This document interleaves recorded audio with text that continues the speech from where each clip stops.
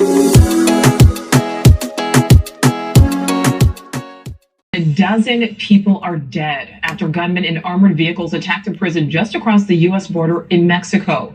Mexican authorities say the attack happened early Sunday morning, less than an hour drive from El Paso, Texas. Correspondent Marky Martin is live for us. So, Marky, what else do we know right now? Yeah, Nicole, talk about a violent day across Juarez. This deadly jailbreak happened in what's considered to be one of Latin America's most dangerous institutions, and gang activity is believed to be at the center of this. Now, in addition to the 17 people killed in yesterday's attack, nearly 30 inmates escaped, many of which officials say went on to commit additional crimes while on the loose. There were several gunfights in the city because of this escapee situation. This weekend, 10 guards and 7 inmates were killed when a group of gunmen attacked a prison in Juarez, according to the Chihuahua State Attorney General's office. Various armored vehicles arrived at Cerezo Prison about 7 a.m. Sunday morning when gunmen opened fire on guards. The attack sparking a riot that took Juarez police, members of the Mexican Army, and National Guard soldiers 7 hours to contain. Locals and family members of those inside crowding outside the prison gates, some crying in anguish. We're used to it because they did these things many times before. This woman, who didn't wish to identify herself, is related to an inmate. She said she was scared as she watched attackers shoot at point-blank range. They shot at all the vehicles that were passing by. Were the attackers civilians?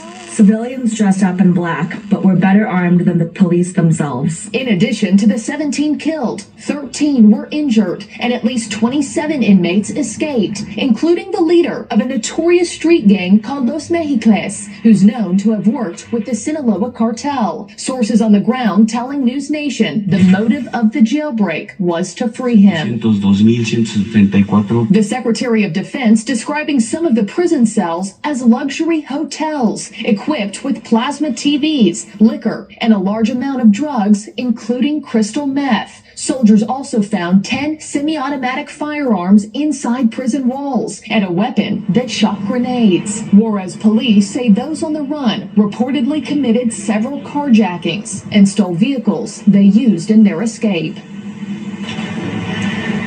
And Nicole, this is not the first time a deadly outbreak like this has happened at this very prison. Just back in August, a riot that erupted inside prison walls bled out onto the streets of Juarez. 11 people died in that attack just a few months back. The Attorney General's office now investigating this case. Nicole. Absolutely, Marky. Okay, so we know 27 inmates escaped. Do we know how many are still out there tonight? And what about security in that area? Yeah, so Nicole, the latest numbers that we have been given, of those 27 that escaped, 25 still on the run this evening. And because of that, state and federal authorities have set up multiple checkpoints across the state, across the city, just in case people decide to leave Juarez. Now, also remember this, this is just across the border from El Paso. You can see Juarez from El Paso. So because of that, authorities have also beefed up security right there along the northern part of Mexico, just in case some of those inmates, some of those alleged gang members do decide to pivot that violence from Mexico into the United States. Nicole. Yeah, a potentially very scary situation there. Okay.